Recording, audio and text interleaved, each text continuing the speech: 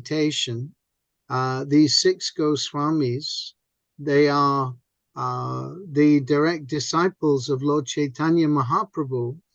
And as Srila Prabhupada explains, Lord Chaitanya, he instructed his disciples to write books. And this is something that the followers of Lord Chaitanya, they continue to do down to the present day. And in this way, the disciplic succession is carried on. And those who are nicely advanced in devotional service, they can appreciate the mood of the 6 Goswamis.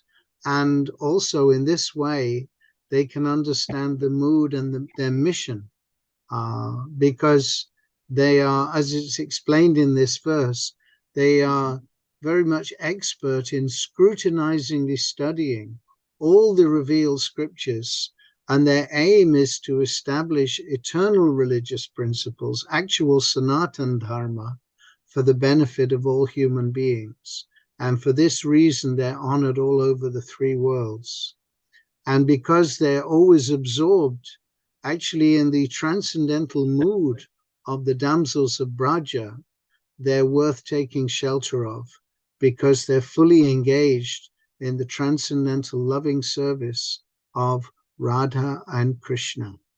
So this is very significant meditation to understand where this literature is actually coming from. And as we shall see, that when Rupa Goswami was writing this book, because this is actually coming from this Nectar of Devotion is Srila Prabhupada's summary study of Rupa Goswami's book, the Bhakti Rasamrita Sindhu. And Rupa Goswami explains that in this book, although he was writing this in the undeveloped village of Vrindavan, and this was before any printing presses or anything like that, and he was writing simply on the bark leaves. Paper was virtually unobtainable. But he said by writing this book, his vision was so transcendentally situated. He said, I'm writing this book with the aim of spreading Krishna consciousness all over the world. So they're certainly very much absorbed in Lord Chaitanya's mission, and they're planting the seeds for us all to follow. Hare Krishna Narayan, Hari Bol. Good to see you, Prabhuji. So, Hare Krishna, Prabhu. Yeah. Sorry, I was a bit late. Hare Krishna. That's all right. We've just been singing this nice song, this verse. It's the second verse from the Sad Goswami Astakam. 8 verses glorifying the 6 Goswamis of Vrindavan. And in this way, by meditating and repeatedly singing this nice song, this is actually a very nice song for everyone to please learn.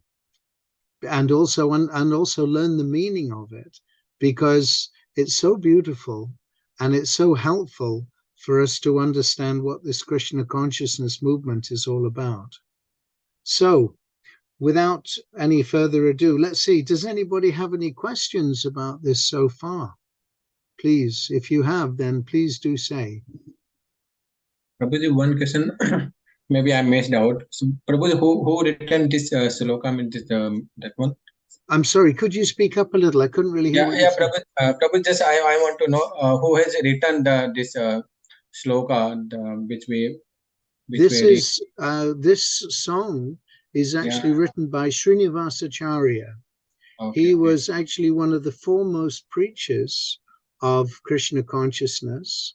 Srila Jiva Goswami, he had 3 very elevated followers, Srinivasacharya, Narottam Das Thakur, and one other, I forget his name, but Srinivasacharya and these other 2, they were entrusted by Rupa Goswami to take these original manuscripts, because there weren't any copies or photocopies of them. They were entrusted in taking them in a big cart to the city to actually get them copied and make multiple copies of them. And they were all handwritten. They didn't have any photocopiers or mobile phones where they could take a picture and spread them by WhatsApp. So everything was done completely by hand. And on the journey, they had these all these volumes and volumes of books written by the Goswamis on a cart, and at night they were all stolen.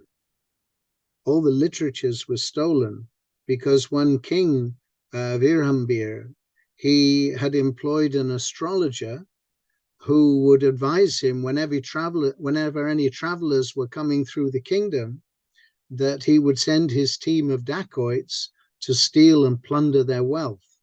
And so, although these literatures were being guarded at night when they slept, these dacoits stole this whole cartload of literatures and took them to the king, thinking them and understanding them to be the most priceless jewels and the most priceless treasure that was unmatched by anything else that the king had in his treasury. And little did King Virhambir know that this would prove without a doubt to be the most priceless treasure. So anyway, when the three wonderful exalted Vaishnavas awoke in the morning and they found all the manuscripts were missing, they were in great distress and wondering what to do. So Narottam and one of the others, he went off to carry on preaching up country, and Srinivas said, I will try to recover these books, don't worry. So Srinivas, he found his way to the court of King Virhambir, and somehow or other he made his presence known simply by his contribution to King Virhambir's regular court, where he would hear from the local pundit all these devotional understandings. And Srinivasacharya, his explanations far outweighed what the local pundit was able to explain about Srimad Bhagavatam. And so the king became very pleased and requested him to stay. And his heart was touched so much by Srinivasacharya that he requested him, please stay in my palace. I'll give you a room. Please stay here for some time and continue to enlighten us in the Srimad Bhagavatam. So King Virhambir, at night, his room was right next to Srinivasacharya's room. And at night, all he could hear was next door, when he put his ear to the wall, he could hear Srinivas chanting the Hare Krishna mantra so beautifully. And the next day, he confided in Srinivasacharya that he had something very special in his treasury that he wanted to show Srinivasacharya. And there were all the books written by Rupa Goswami and the other Goswamis. And it's described that those books were so beautifully kept. When he unwrapped them, he found these most wonderful literatures, the most priceless jewels. And under Srinivasacharya's guidance, King Virhambir, he became a great devotee of Krishna, and he made his whole kingdom into devotees. He actually instilled Vaishnavism as the standard practice of everyone in the kingdom, and anyone who didn't want to follow the principles of Vaishnavism was invited to leave the kingdom. So this was a very much a first of actually making a whole Vaishnava kingdom by this great soul Srinivasacharya. So he's the one who wrote these 8 prayers to the 6 Goswamis. So that just gives you a little bit of background. Is that okay, Prabhu? Yes, Prabhuji, thank you. Yes, Prabhu, thank you so much. Prabhuji, Radhika wants to ask one question.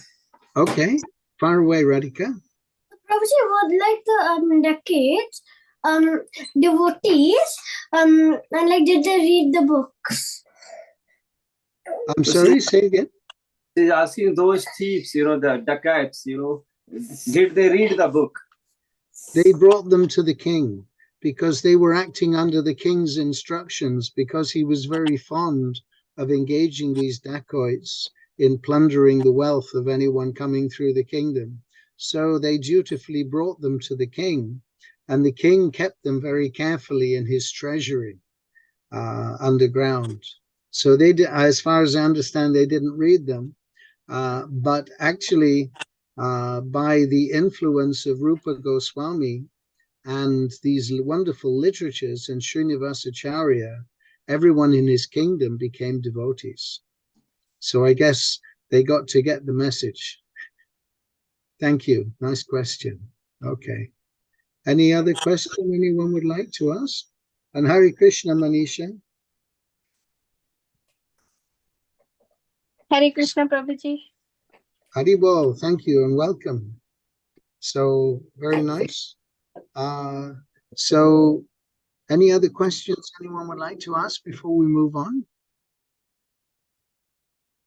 Or shall we continue now to the book itself, to the preface, which would be a very good place to begin, because this is how Prabhupada begins the Nectar of Devotion. But before, let's just have a quick look at the contents so we can see what's coming up. So, as well as the preface and the introduction, this book is entitled The Nectar of Devotion, and the subtitle is The Complete Science of Bhakti Yoga. So people need to understand the science. We all need to understand the science. So please have a look at these chapter headings: characteristics of pure devotional service. Actually, what is devotional service? How we can understand the qualities, and what are the actual first stages of devotion? And all these are very interesting chapter titles. Eligibility of the candidate for accepting devotional service. And then so many understanding. Gradually, the whole science will be very nicely explained. So there's a lot to look forward to here in this. So let's go on to the preface and start to read. So it's in 4 parts. It's like there's the eastern side. It's like a great ocean. And there's the southern side, the eastern side, the northern side, and the western side. So 4 parts. And also, you'll see this bit at the bottom, it says there's a glossary, which means that the different terms are explained. If you want to look at that, if there's any words which are unfamiliar with you, for you, then that glossary gives you a very good understanding of what these different words actually mean. And there's also a brilliant index, so that if you want to look up any particular topic, it'll tell you where to find it in the book. So it's a very thoughtfully and well put together book in actual fact. Okay, so let's come on to the preface. And before we go any further, let's just do one thing and offer our obeisances to all the assembled Vaishnavas. Vancha kalpatarubhyascha kripa Tatitanam pavanebhyo Vaishnavebhyo namo namaha. Hare Krishna. Okay, so who'd like to begin by reading the first paragraph, please? I would. Arjun. Sorry.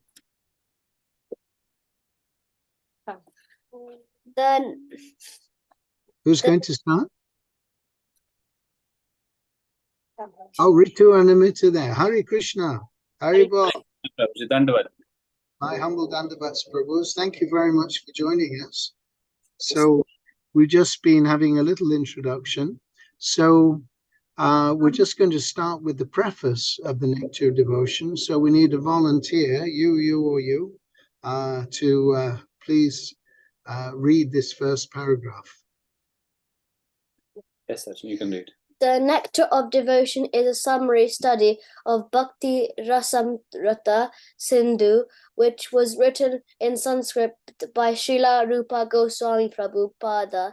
He was the chief of the 6 Goswamis who were the direct disciples of Lord Chaitanya Mahaprabhu. When he first met Lord Chaitanya, Srila Rupa Goswami Prabhupada was engaged as a minister in the Mohammedan government of Bengal. He and his brother Sanatana were then named Sakara Malik and Dabir Kas, respectively, and they held responsible posts as ministers of Nawab Hussain Shah. At that time, 500 years ago, the Hindu society was very rigid, and if a member of the Brahmin caste accepted the service of a Mohammedan ruler, he was at once rejected from Brahmin society.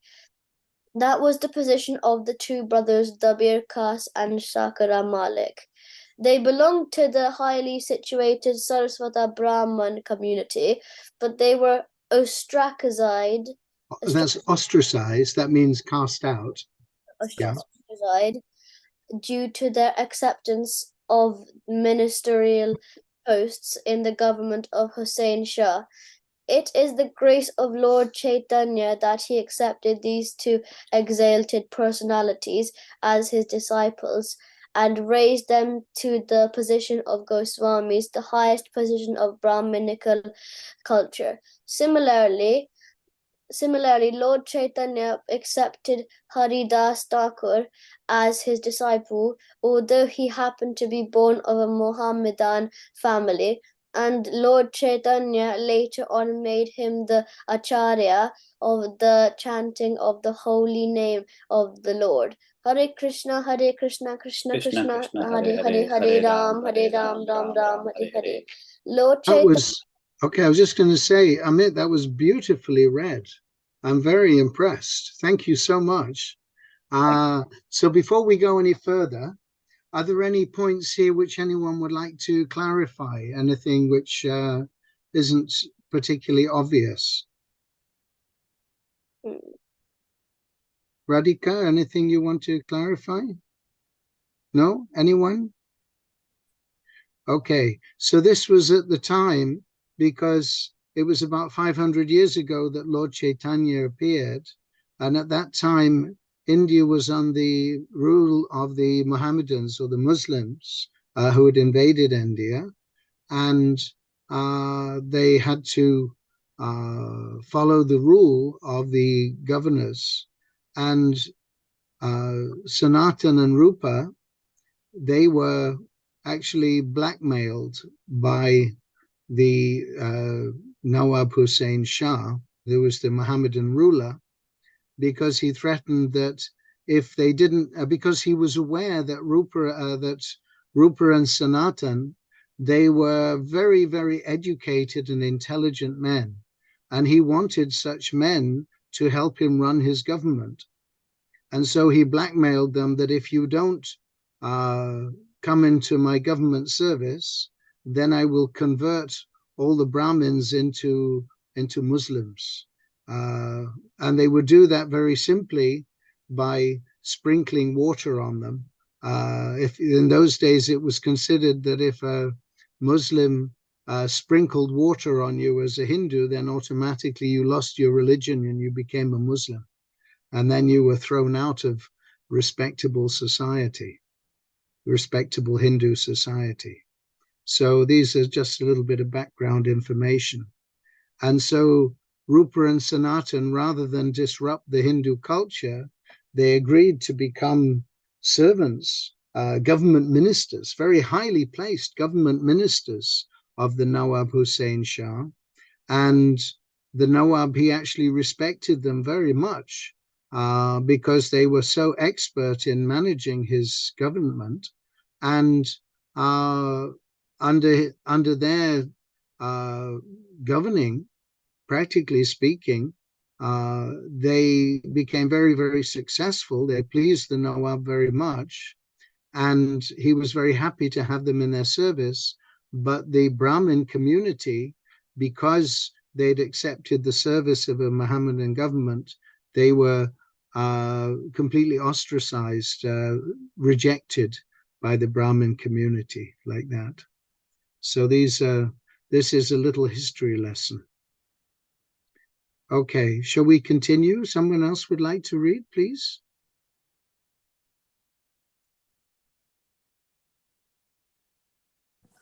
Who would like to read? Prabhuji, I'll read. Okay. Lord Chaitanya's principle in universal. Lord Chaitanya's principle in universal. Anyone who knows the science of Krishna and is engaged in the service of the Lord is accepted as being in a higher position than a person born in the family of a Brahmin. That is the original principle accepted by the Vedic literatures, especially by the Bhagavad Gita and the Srimad Bhagavatam. The principle of Lord Chaitanya's movement is educating the elevating everyone to the exalted post of a Goswami, as taught in the Nectar of Devotion. Lord Yes. Chaitanya. So before you continue, so this book is for everyone. Actually, it doesn't matter what family or what one's background is. This book is actually for everyone. And the simple principle is one should know the science of Krishna. So this book is very important because it teaches us exactly that, the science of Krishna and the science of Krishna consciousness. Please continue, Radhika. Lord Chaitanya met the two brothers, Kabir Khas. Dabir Khas and Sakar Malik. These are the Muslim names that they've been given because of accepting this service. Yes. In a village known as Ramekeli, in the district of Malda, and after that meeting, the brothers decided to retire from government service and join Lord Chaitanya. Sakara Malik, who was later to become Rupa Goswami, retired from his post and collected all the money he had accumulated during his service. It is described in the Chaitanya Charitamrita that his accumulated savings in gold coins equaled millions of dollars and filled a large boat. He divided his money in a very exemplary manner, which should be followed by devotees in particular and by humanity in general. 50% of his accumulated wealth was distributed to the Krishna consciousness person, namely the Brahmanas and the Vaishnavas. 25% was distributed to relatives, and 25% was kept against emergency expenditures and personal difficulties.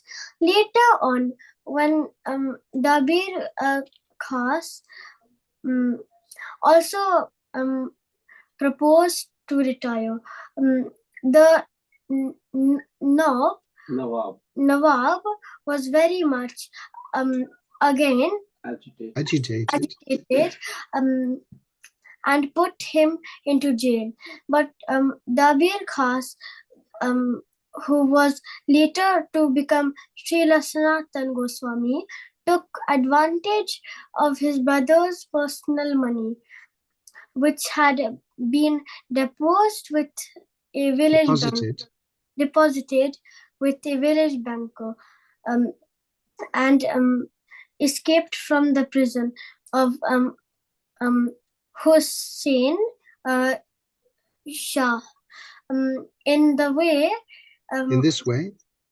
way, both brothers joined Lord Chaitanya Mahaprabhu. So this is a very interesting adventure that they had when Rupa Goswami he retired. The king was not very happy. The Nawab Hussein Shah was not very happy, but he agreed to let him go. But you can see how important a minister he was, because he'd been so well paid and remunerated that his wealth in gold coins that he'd accumulated from his service to the Nawab filled a large boat in gold coins. So obviously he was very successful in the service that he was doing, because he was so intelligent and well educated. He spoke many languages, including Persian, and as such, he was a very valuable minister. But when his elder brother Sanatan Goswami wanted to retire, the Nawab Hussein Shah said, first your brother, he's become a beggar, but now you also want to retire? This is not possible. If you retire, how will I manage my kingdom? So anyway, it's a very interesting story, which we can go into at another point, about how he managed to use the money that Rupa Goswami had set aside for personal emergencies and any personal difficulties. And with this money, he bribed the jailer to let him go out of the prison. And then he went by over the mountains and through the unmarked forest paths to go and join Lord Chaitanya. So it's a very fascinating story, which is explained later on. So any questions or comments anyone would like to share at this point, please? And thank you for that, Radhika. That was very nice.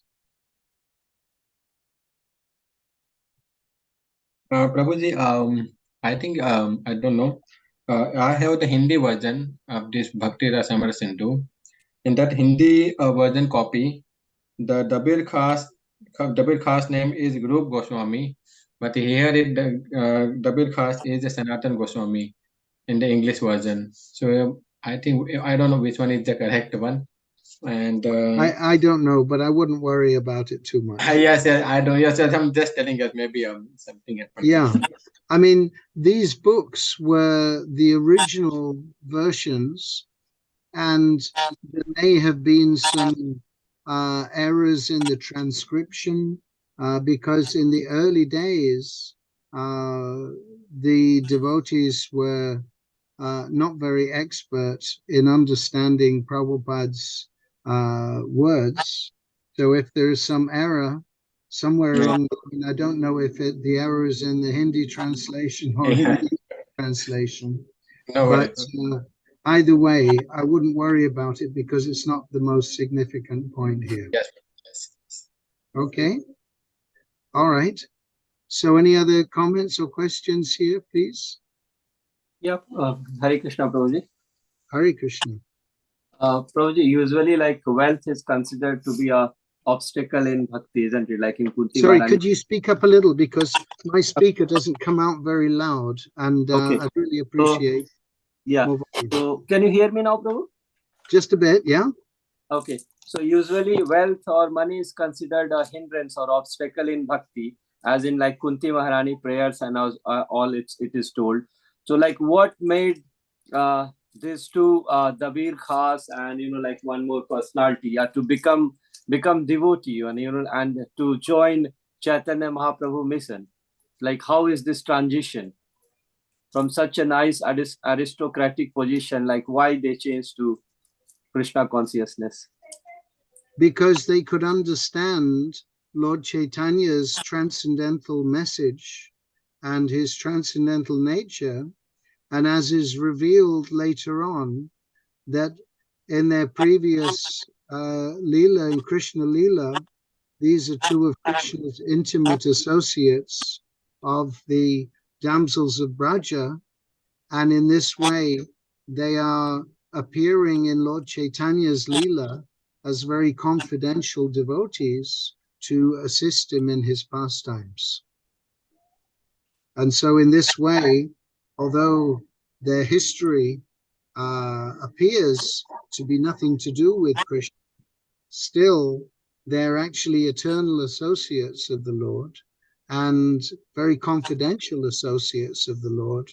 And for this reason, this drama is carried out just to enable the pursuance of Lord Chaitanya's mission. Is that okay? Yes, Prabhu. Thank you. Okay. Actually, just like any of us here, none of us know what are generally, at least I speak for myself, I don't know what my former life was, and I don't know what your former lives were. But practically speaking, we can understand that this is not our first adventure in Krishna consciousness. Otherwise, we wouldn't really all be here now. So now we've got a nice opportunity to continue from wherever we left off in our previous lives. Just like Krishna told Arjuna that when I spoke the Bhagavad Gita to Vivaswan, the sun god, some 120 million years prior to the Battle of Kurukshetra, Arjuna, you were also present, but in a different capacity. But yes. I can remember all these things, but you cannot. Yes, Prabhu. Yeah. And probably one more thing, like here, like the way Goswamis, distributed the money, like 50, 25, 25. Like, is he suggesting, like, is it a hint for us as well to do this kind of thing? Oh, yes.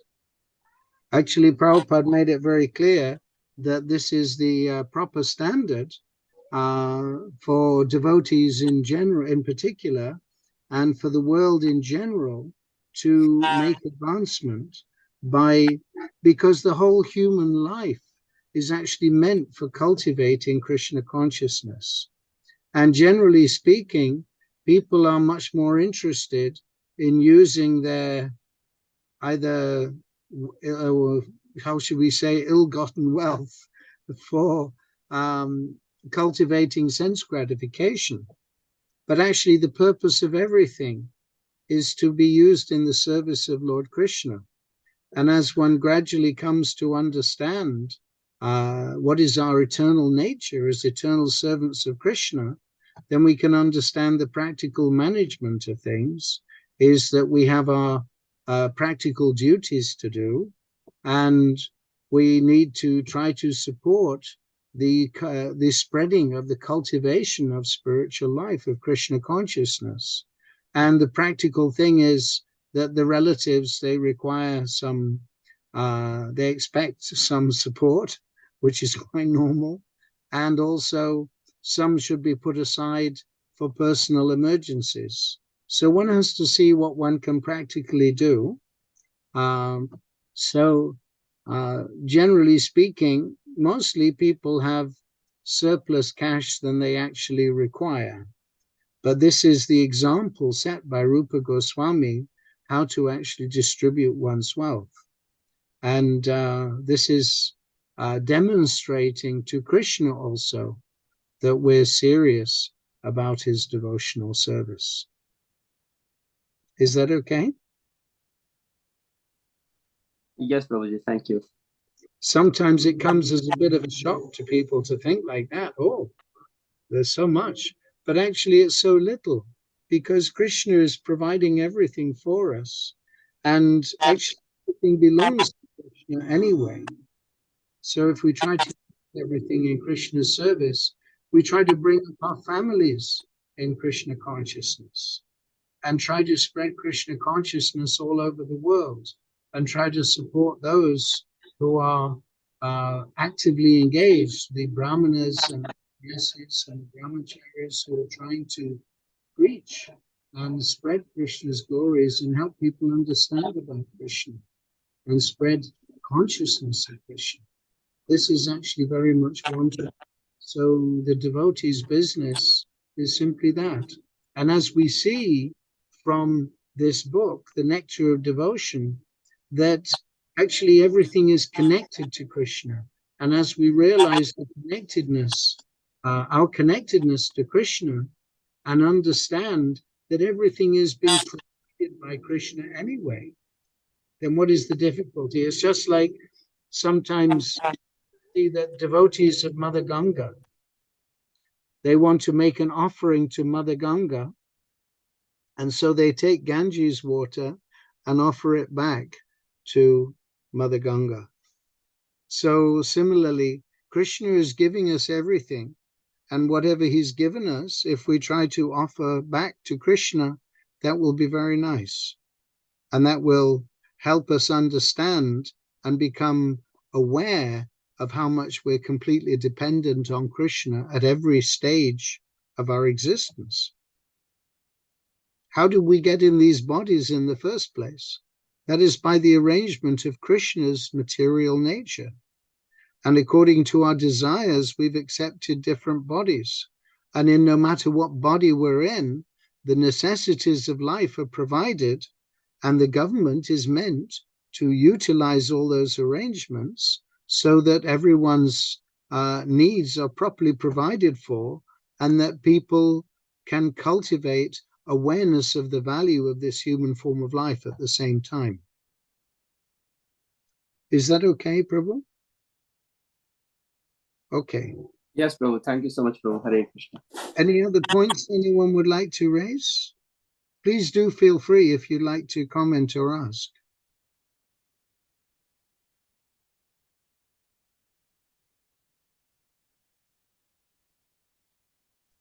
Okay, well, let's carry on. Who would like to read next then, please? Prabhuji, one more thing, like, do we know roughly what was his age when he retired from his aristocrat job? I'm sorry, what was what?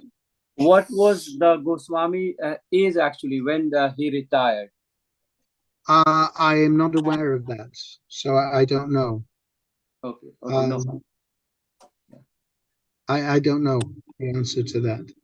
But then afterwards, whatever it was, generally it's understood, Prabhupada explains that by the age of 50, one should begin the retirement process from household life.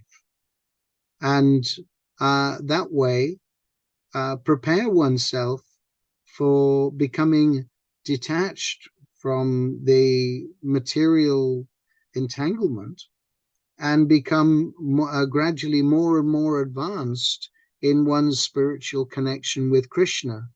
And the idea is, in the Vedic culture, that was called vanaprastha, going and retiring to the forest and living and traveling to the holy places and going to visit and hear from the sadhus and actually preparing oneself for leaving this world.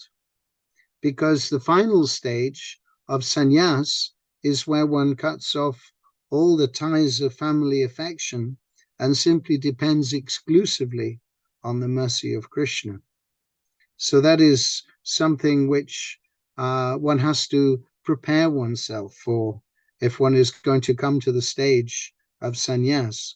But it's not that everyone is going to take sannyas. The brahmanas would usually take sannyas, and their role then is to travel and preach and help others understand about Krishna. But as Prabhupada pointed out, that the householders, if they're already absorbed in Krishna consciousness and actually helping others understand about Krishna and being fully engaged, then that renunciation is already there, the same as a sannyasi. And there's no need for such persons to actually retire from household life because their household life is already fully devoted to Krishna. He said they're as good as any sannyasi. Hare Krishna. Is that okay? All right. Who'd like to read next, please?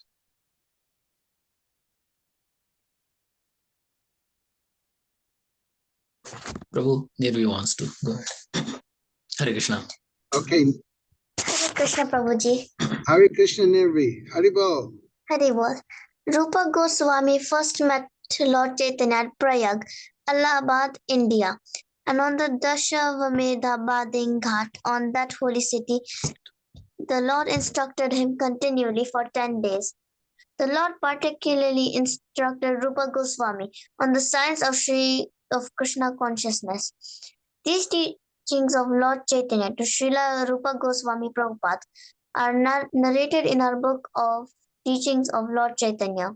This is, just before you continue, this book, Teachings of Lord Chaitanya, is one of the very first books that Prabhupada gave us. Originally, he gave us Krishna book, Bhagavad Gita, Teachings of Lord Chaitanya, and Nectar of Devotion, and the first canto of Srimad Bhagavatam.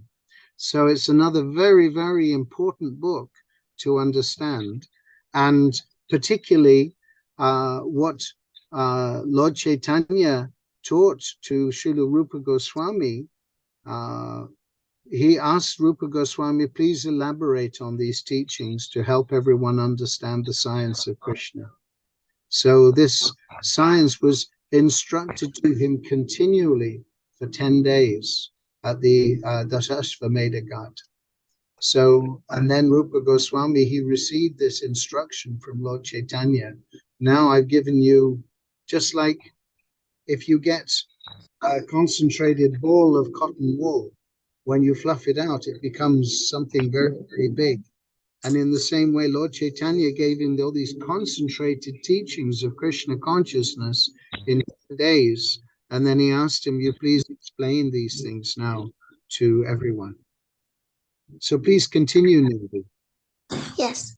Later, Sri Rupa Goswami Prabhupada elaborated the teachings of the Lord with profound knowledge of revealed scriptures and authoritative references from various Vedic literatures.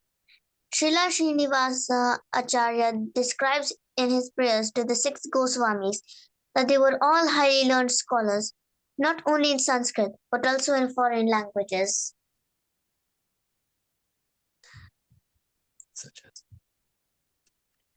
Such as Persian and Arabian.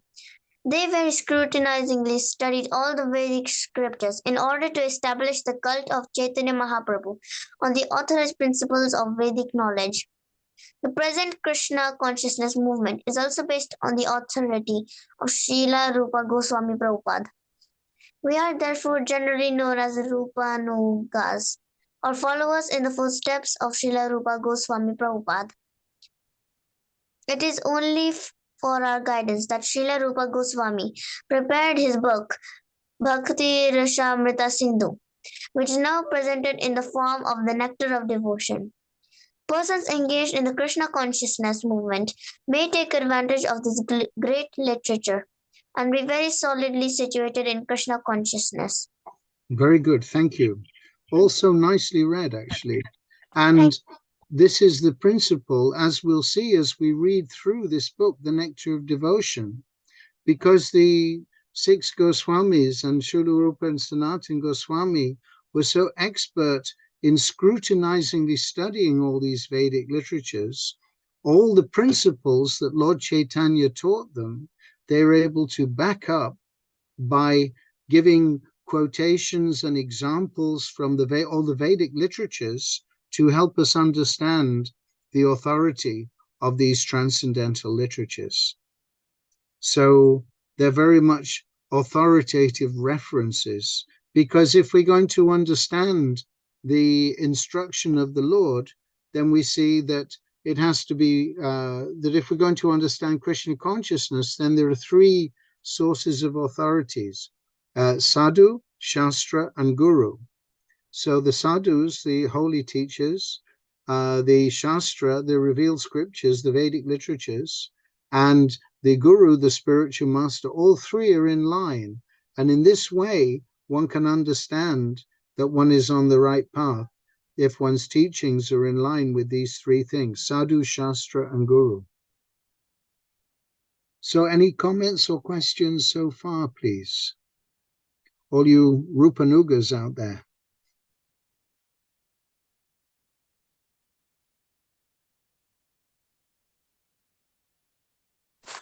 Prabhuji, we are just trying to be better devotees. We are not Rupa Gunas. Like, I mean, we are just trying to sort of understand this great scripture. I mean, other thing just wanted to sort of reflect was like very first meeting Rupa Goswami and Sanatan Goswami, they just got the thoughts like they want to retire, right? I mean, it's just like same as when Prabhupada came and lot of devotees like you all just wanted to sort of take this movement up. Like, so like very few instances in the history happens where like a lot of devotees or lot of people get inspired and they just want to, like, they don't care about other things, but they just want to take that thing up. So it's like similar to what Prabhupada did, or what Chaitanya Mahaprabhu did, in fact. So it's important to understand that the 6 Goswamis, they were never conditioned souls like us. Mm-hmm. They're always actually liberated eternal associates of the Supreme Lord. Yes. And they appeared, Lord Chaitanya, when Krishna comes in this world, Shri Krishna Chaitanya, Radha Krishna Nahayanya. Lord Chaitanya is not different from Radha and Krishna. And when he comes and he chooses his parents, and he brings with him his personal associates. They also come to assist him in his pastimes. So the 6 Goswamis, they're not ordinary living entities. They're actually eternal associates of the Lord who've come to assist him with spreading the Krishna consciousness movement. So we are now having the opportunity to also waken up from our slumber of apparent material existence and again become engaged in the service of Krishna. So this is the advantage for all of us. And this Krishna consciousness movement is to pick up all the existing devotees, continue their engagement in developing their Krishna consciousness, and also bring in everyone else to also become devotees of Krishna. And give them the chance to either begin or continue their Krishna consciousness from wherever they've left off in their previous lives. But Rupa and Sanatan, formerly Rupa Goswami, is known as Rupa Manjari from Krishna Lila. So they're appearing at the desire of the Lord to come and support him in this way. And therefore they have these very confidential roles in assisting Lord Chaitanya. Is that okay? Yes, Prabhu, yes. Thank you for sharing that, yes. Okay, so who's next to read them, please?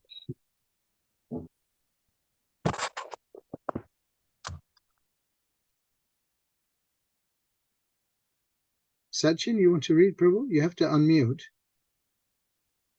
You have to unmute, please, Sachin. We can't hear you. Yes, Prabhuji. Okay. So I think from here, right? Bhakti means Yes.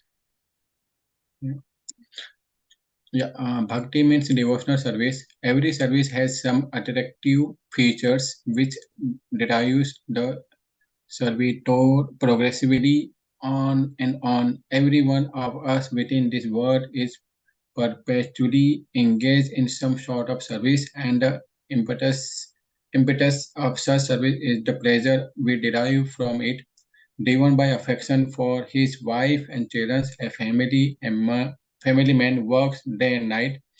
A philanthropist works in the same way for love of the greater family, and a nationalist for cause of his country and countrymen.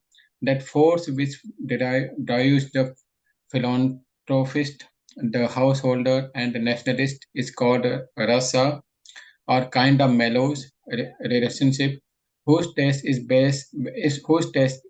very sweet. Bhakti ras is mellow, different from the ordinary ras enjoyed by mundane workers. Mundane workers labor very hard day and night in order to relish a certain kind of rus, which is understood as a sense of gratification. The relish of or taste of mundane rus does not long endure, and therefore mundane workers are always apt to change their position of enjoyment. A businessman is not satisfied by working the whole week. Therefore, wanting a change for weekend, he goes to a place where he tries to forget his business activities. Then, after the weekend is spent in forgetfulness, he again changes his position and resumes his actual business activities. Material engagement means accepting a particular status of some time and then changing it. This position of changing back and forth is technically known as bhoga which means a position of alternating sense enjoyment and renunciation. A living entity cannot steadily remain either in sense of enjoyment or in renunciation. Changing is going on perpetually, and we cannot be happy in either state because of our own internal constitutional position. Sense gratification does not endure for long, and it is therefore called for kapala Chapala Sukha. Chapala Sukha, all flickering happiness. For example, an ordinary family man who works very hard day and night and is successfully in giving comfort to the members of his family, thereby relishes a kind of mellow, but his whole advancement of material happiness immediately terminates along with his body as soon as his life is over. Death is therefore taken as a representative of God for the atheist class of men. The devotees realizes the presence of God by devotional service, whereas the atheist realizes the presence of God in the shape of death. At death, everything is finished, and one has to begin a new chapter of life in a new situation, perhaps higher or lower than the last one in any field of activity, political, social, national, or international. The result of our action will be finished with the end of life. That is sure. Correct. Very good. Thank you. So, any thoughts or comments about what we just read there? Who is enjoying family blissful rasa? Bhogarasa, we are all Bhogarasa.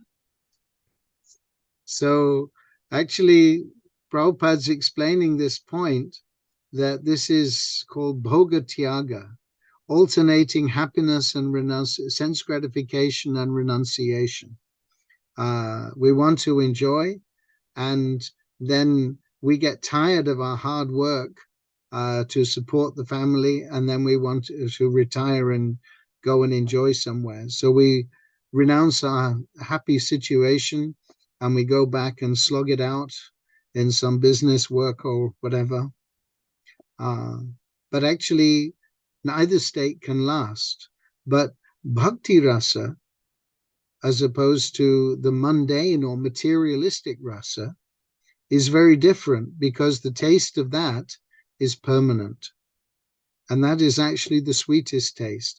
And it's the pleasure that we get from something that inspires us to carry on doing that thing. So people are very much attached to family life because there is the sweet words and smiles of the wife and the children that keep us entangled in material existence. So, but actually we have to know that although these things are very nice, and actually they are temporary, and that the real taste, which doesn't end, is actually that taste of bhakti, loving service to Krishna. So this is what Rupa Goswami is going to teach us, how to fully taste that bhakti rasa in this book. Actually, does anyone know what is the meaning of bhakti rasa amrita sindhu? Could anyone say? The ocean of Bhakti Ras. which is like a devotional service. Yes, actually, and Srila Rupa Goswami, Lord Chaitanya said, I want to give you a glimpse of the nature of that ocean of the nectar, the amrita of devotional service, of bhakti. But in order for you to understand that ocean, which is very great, I'm going to give you the taste of one drop of that ocean, of the one bindu in the Sindhu, like that. And that way, by understanding the nature of one drop of this ocean of nectar of devotional service, you'll be able to get some idea of the whole ocean of devotional service. So that is what Lord Chaitanya is giving us. And as we can progress and understand this very nice book, Nectar of Devotion, we'll be able to appreciate more and more.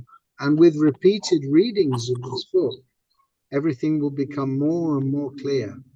So anyway, any comments or questions with what we read there, please? Any realizations? Anything jump out and grab you out of what we just read? So Prabhuji, just one, it says that this book is the summary of the Sanskrit writing in Bhakti Rasamrita Sindhu, right? So Bhakti Rasamrita Sindhu is like you mentioned, right? It's just one bindu of actual devotional service, which is Bhakti Rasamrita Sindhu, and then Bhakti. So this book is like so helpful for all of us. But this is still the summary of that book. So Bhakti Rasamrita Sindhu is still in Sanskrit, and it's a quite huge book, is it, Prabhu? Yes, the book Bhakti Rasamrita Sindhu is there. And if one is expert in Sanskrit, under the guidance of other devotees, one can also study that book Bhakti Rasamrita Sindhu. But Srila Prabhupada has saved us an awful lot of trouble here by presenting this summary study of the Bhakti Rasamrita Sindhu, so we can get the ideas, the same ideas, very nicely presented. Yes, Prabhu. Thank you. I just wanted to understand that link. Okay, good. Amit, anything you'd like to add here, please, Prabhuji? You have to unmute. Yes, Prabhuji. No, I think what you said is right. The Bhakti Rasa Amrit Sindhu, it's a nectar of devotion that Sri Chaitanya Prabhu wanted to give like a taste of one drop to his disciples, and so that they could relish the taste and could realize that what they are getting and what they're missing by not being in the ocean of bhakti. So I think your words really echo, what the messages of this book. So I don't have to add anything now, but no, it's all very self-explanatory, and you explained it really beautifully. Hare Krishna, Prabhu. Thank you. Yes, at the moment, everyone is in the ocean of sense enjoyment and drowning in that ocean. Yeah. But actually, there is a much better ocean to go swimming in. and to also taste that nectar, because mrita means death and amrita means there is no death. So the material world of sense enjoyment means everybody is bound by inevitably birth, death, old age, and disease. But the nectar of bhakti, the bhakti ras sindhu, that is eternal blissful ocean, which is unlimited, and the taste is complete bliss and very sweet. Okay, thank you. Let's continue on. How are we doing time-wise? Actually, the time now is 22:08. We were scheduled to do this from 6:30 to 7:30. So what would you like to do now? I'm sorry, we've gone a little over time. I was so much enjoying your reading that I didn't notice the time. I think we shall stop this session for today, yeah? And then meet again in the next class. Yeah. Okay, so what I'd like to suggest then is that if before we have a meeting next week, if you're all happy to come back next week, then maybe you could please read the rest of the preface of the Nectar of Devotion, and then we can quickly read through it and discuss any points. And when you read it, if you'd like to make a note of any things with further explanation on which isn't particularly clear, then we can also discuss these next week if that's all right with you. Is that okay? Yes, Prabhu. Yeah, we'll have a read through. Yeah, and then come back to you with any questions, comments on this. Yeah. And in the meantime, I think maybe you've all got my number. And if anybody would like to discuss, call me or write or text me, then please do feel free to do so if you'd like to discuss anything. I'd be happy to try to assist in any way I can and stay in touch. Is that okay? Thank you all very much indeed. And see you all next week. Same time, same place. Hare Krishna. Thank you so much, Prabhu. Thank you so much. Hare Krishna. Hare Krishna. Prabhupada ki jai. Jai. Yes, Tribhanganand Prabhu ki jai. And also one last thing, that verse which we were singing there, I'll send a recording on the group so you can more easily perhaps get the pronunciation and the tune, so we can all sing it together more easily. If you try to learn the verse and the translation, if you would like to do that, something very, very sweet and very purifying to sing this also. Okay, I will leave you, ladies and gentlemen, to retire for the night, and thank you very, very much for the pleasure of your company. Thank you, Prabhuji. Hare Krishna. Hare Krishna. Srila Prabhupada ki jai. Haribol. Haribol. Haribol. Hari Hari.